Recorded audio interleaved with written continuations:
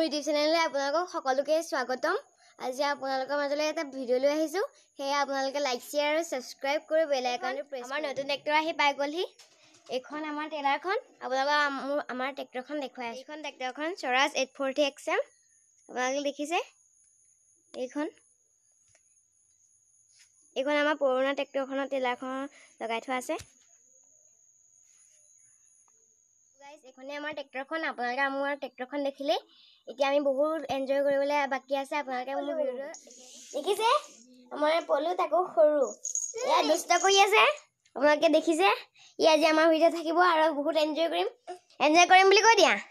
ই নকয় হ'ব ৰ'ব। স্নেক প্লেন এই আকৌ মানে কি আছে আৰু ফুলবোৰ নি বাগিচা এখন বনাই থৈছোঁ আৰু ফুলৰ ঘৰতে ভিতৰতে এয়া আপোনালোকে যদি দেখি ভাল পাইছে লাইক শ্বেয়াৰ আৰু কমেণ্ট কৰিব।